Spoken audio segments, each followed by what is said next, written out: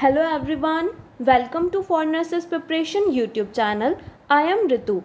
Let's start today's nutrition and dietetics question. Question number 1 is 1 gram fat produces how many of energy? निम्न में से 1 ग्राम fat या वसा के द्वारा कितनी ऊर्जा या एनर्जी प्राप्त होती है? Options are A 4 calories, B 5 calories, C 30 calories और D 9 calories. Correct option is option number D, that is 9 calorie. पोषण विज्ञान में ऊर्जा को कैलोरी से मापा जाता है. अगर हम बात करें पोषण तत्वों या न्यूट्रिशन में एनर्जी की, अगर हम प्रोटीन की बात करें तो प्रोटीन में 1 ग्राम में 4 किलो कैलोरीज होगी. अगर हम फैट की बात करें तो उसमें 1 ग्राम में 9 किलो कैलोरीज होगी. ओके. और यदि अगर हम बात करें कार्बोहाइड्रेट्स में, इसमें 1 ग्राम में होगी 4 किलो कैलोरीज और विटामिन्स की अगर बात करें तो इसमें होगी 1 ग्राम्स में 0 kilo calories. Next question is which of the following is the body building nutrient in diet? निम्न में से डाइट में बॉडी बिल्डिंग न्यूट्रिएंट कौन सा होता है? Options are A fat, B carbohydrate, C protein और D mineral and vitamin. Correct option is option number C, that is protein. Protein body building में एक महत्वपूर्ण भूमिका निभाता है, लेकिन प्रोटीन का ऊर्जा की दृष्टि से ज़्यादा महत्व नहीं होता है. सामान्यतः प्रोटीन की संरचनात्मक इकाई दैट इज अमीनो एसिड होती है. यह मुख्यतः 2 प्रकार जो कि इसेंशियल व नॉन इसेंशियल के होते हैं, और प्रोटीन का सबसे रिच सोर्स सोयाबीन होता है. Question number 3 is which of the following is having the highest SDA? निम्न में से सबसे ज़्यादा SDA किस पोषक तत्व का होता है? ऑप्शंस आर ए फैट और वसा, बी प्रोटीन, सी कार्बोहाइड्रेट और D mixed food. Correct option is option number B, that is protein. SDA इसका पूरा नाम होता है स्पेसिफिक डायनेमिक एक्शन. मतलब कार्बोहाइड्रेट, फैट और प्रोटीन आदि का एनर्जी मेटाबॉलिज्म पर पड़ने वाले प्रभाव को ही SD कहा जाता है. अगर हम न्यूट्रिएंट्स की बात करें तो इसमें जैसे फैट का जो SDA होता है वो होता है 4%. अगर हम कार्बोहाइड्रेट की बात करें तो इसका SDA होता है 5 to 6%. अगर हम बात करें प्रोटीन की तो इसका SDA होता है 30%. और अगर हम बात करें मिक्स्ड फूड का तो इसका SDA होगा 12%. Next question is which of the following is the correct formula for calculating body mass index और BMI? निम्न में से बॉडी मास इंडेक्स और BMI को ज्ञात करने का करेक्ट फॉर्मूला इनमें से कौन सा होगा? Options are A weight in KG into height in metre square, B weight in KG by height in metre square, C weight in KG minus height in metre square और D weight in KG plus height in metre square. Correct option is option number B, that is weight in KG by height in metre square.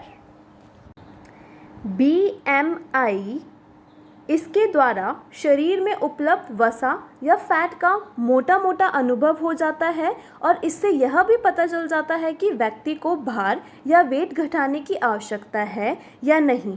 लेकिन BMI का मुख्यतः pregnant women व lactating mother पर लागू नहीं होता है. अगर हम BIM की बात करें तो इसका होगा weight in KG by height in metre square.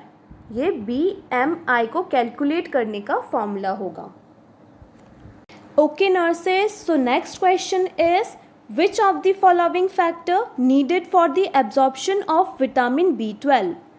B12 के एब्जॉर्प्शन हेतु निम्न में से किस कारक का होना आवश्यक होता है?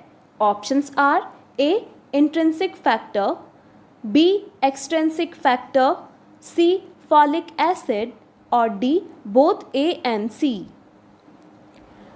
Correct option is option number D, that is both A and C. Vitamin B12 और कोबैलोअमीन की डेफिशिएंसी से मेगैलोब्लास्टिक एनीमिया हो जाता है। यह मुख्यतः फॉलिक एसिड व इंट्रिंसिक फैक्टर की कमी के कारण होता है और विटामिन B12 की कमी का मुख्य कारण केवल इंट्रिंसिक फैक्टर की कमी होता है। तो उत्पन्न होने वाले ऐसे अनीमिया को पर्नीशियस अनीमिया कहा जाता है।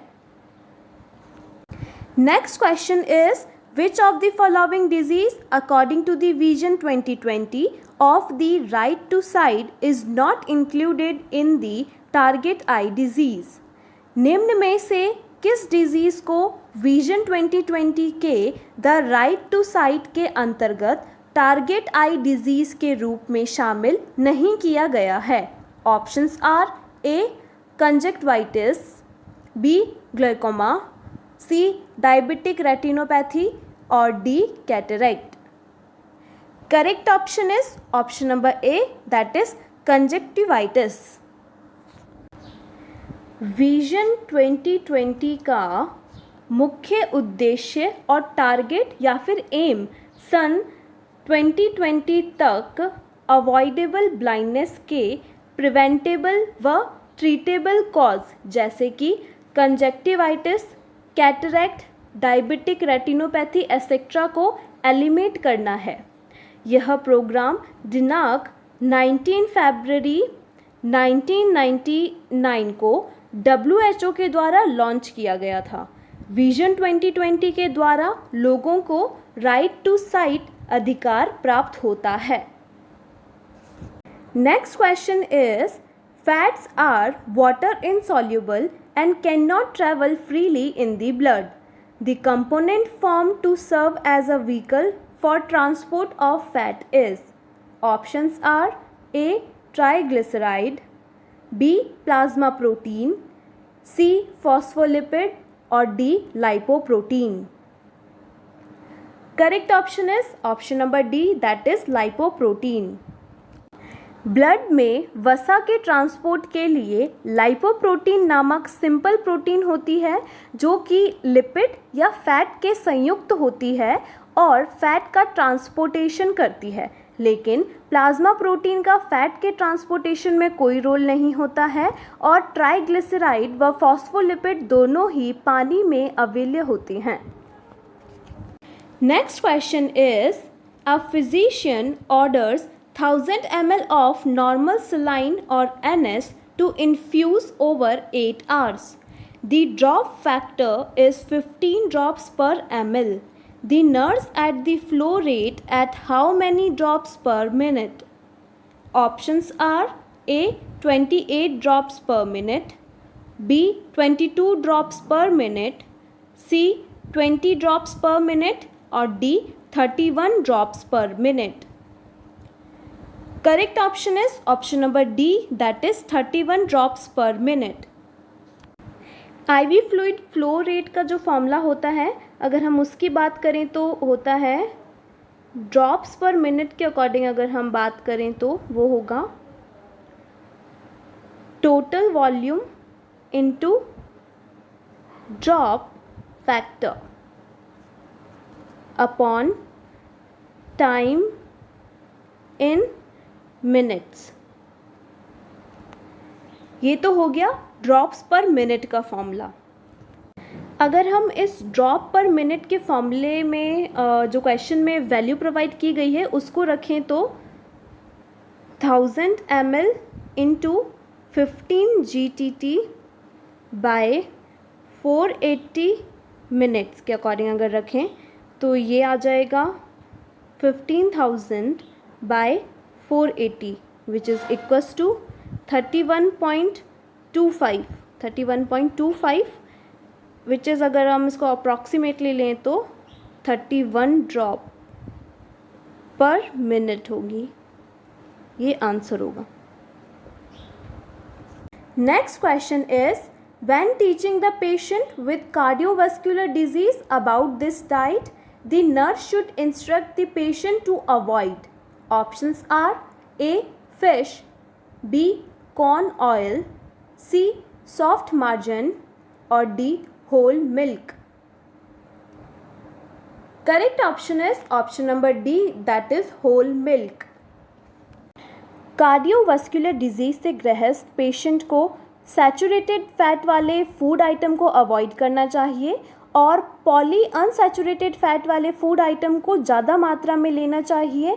लेकिन दूध में सैचुरेटेड फैट की मात्रा काफ़ी ज़्यादा होती है, इसलिए मरीज को इसको अवॉइड करना चाहिए. शेष ऑप्शन वाले फूड आइटम में सैचुरेटेड फैट बहुत कम होता है, मतलब पेशेंट इनका यूज़ कर सकता है.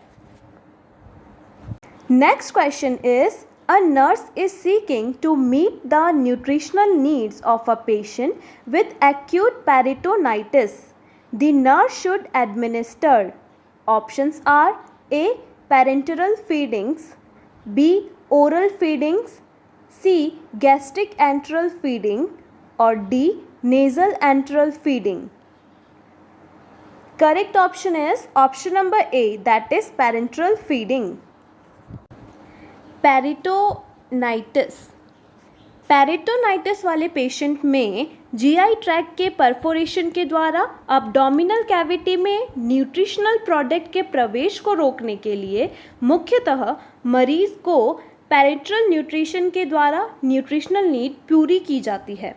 शेष ऑप्शन के द्वारा पेरिटोनाइटिस की संभावना और ज़्यादा बढ़ जाती है, अतः ऐसे पेशेंट में फीडिंग्स के इन रूट को अवॉइड करना चाहिए.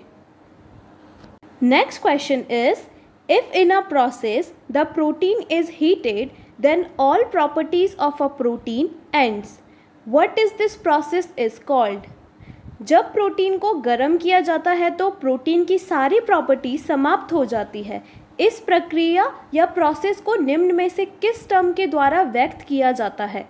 Options are A. Proteolysis, B. Denaturation, C. Deamination or D. Gluconeogenesis. Correct option is option number B, that is denaturation. जब प्रोटीन को गर्म किया जाता है तो इसकी सारी प्रॉपर्टी समाप्त हो जाती है, तो इस प्रोसेस को हम डीनेचुरेशन कहते हैं. मतलब अत्यधिक भूनने से व तलने से प्रोटीन का पोषणीय महत्व डीनेचुरेशन के कारण घट जाता है, लेकिन फैट या वसा पर पकाने की विधियों का कोई विशेष प्रभाव नहीं पड़ता है. Next question is which of the following vitamins are fat soluble. निम्न में से कौन कौन से विटामिन्स वसा विलय यानी फैट सॉल्युबल होते हैं. Options are A. B and C, B. A, D, E, K, C. A, B, C, D or D.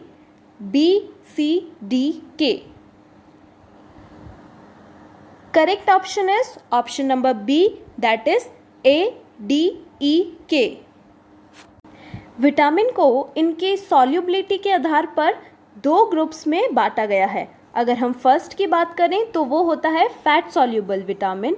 इस ग्रुप में A, D, E, K ये सारे विटामिन आते हैं. और अगर हम सेकंड ग्रुप की बात करें जो कि होता है वाटर सॉल्युबल विटामिन, इस ग्रुप में विटामिन बी कॉम्प्लेक्स और विटामिन सी कॉम्प्लेक्स सम्मिलित होते हैं. सामान्यतः ताप द्वारा सभी विटामिन नष्ट हो जाते हैं. Next question is percentage of energy released by the carbohydrate in our diet is. निम्न में से कुल डाइट की कितनी % ऊर्जा या एनर्जी कार्बोहाइड्रेट से प्राप्त होती है. Options are A. 10 to 15%, B. 15 to 20%, C. 50 to 70% और D. 100%. Correct option is option number C, that is 50 to 70%. एक संतुलित आहार में कार्बोहाइड्रेट से मिलने वाली कैलोरीज कम से कम 40% होनी चाहिए। सामान्यतः एक बैलेंस डाइट में पोषक तत्वों की एनर्जी कुछ इस प्रकार होती है। जैसे अगर हम कार्बोहाइड्रेट की बात करें तो इसमें अगर एनर्जी होगी 50 टू 70%। ओके, अगर हम प्रोटीन की बात करें तो इसकी जो एनर्जी होगी वो होगी 15 टू 20% एनर्जी। एंड फैट की बात करें, वसा की, तो इसमें जो एनर्जी होगी वो होगी 20 टू 30%। और विटामिन्स की अगर हम बात करें तो नन, इससे कोई एनर्जी नहीं होती। Next question is increase in total pregnancy weight of a woman is approximately. एक महिला में टोटल प्रेगनेंसी पीरियड के दौरान वेट में निम्न में से औसत कितनी बढ़ोतरी होती है? Options are A 5 to 8 kg, B 8 to 10 kg, C 9 to 12 kg और D 10 to 15 kg. Correct option is option number C, that is 9 to 12 kg. Total pregnancy period के दौरान महिला के वेट में औसत वृद्धि 9 से 12 kg होती है। यदि वेट गेन इससे कम हो तो यह न्यूट्रिशनल डिफेक्ट व IGUR को इंडिकेट करता है। सामान्यतः प्रेगनेंसी के दौरान महिला को अनुशंसित बैलेंस डाइट के अतिरिक्त लगभग 300 किलो कैलोरीज ऊर्जा तथा lactation at the time of lactation इसके दौरान प्रेगनेंसी की तुलना में लगभग दुगनी मतलब 550 किलो कैलोरीज ऊर्जा की आवश्यकता होती है। Next and the last question of this video is which of the following is the method of feeding for unconscious and post-operative patients? Unconscious तथा पोस्ट ऑपरेटिव पेशेंट में निम्न में से किस मेथड से फीडिंग कराई जाती है? Options are A IV fluid, B jejunostomy feeding, C gastrostomy और D tube feeding. To all my nurses, you guys have to give this answer on a comment section down below. I will give this answer with explanation by tomorrow. Let's take yesterday's research, education and administration question. Question was, which of the following meaning of E in the word ladder? Most of you guys have given the correct answer. I am proud of you. Options are A. Express emotion with control, B. Express emotion with anger, C. Express emotion with love or D. Express emotion in depressed mood. Correct answer is answer number A, that is express emotion with control. Effective communication के लिए श्रोता को ladder pattern का पालन करना चाहिए। इसका अर्थ होता है L means look at the another person and maintain good eye contact. A means ask appropriate question. D means don't interrupt or D means don't change subject. E means express emotions with control and R means responsibly listen. That is all for today's video. If you like it, hit the like button, share and subscribe to our YouTube channel for nurses preparation. I'll see you tomorrow.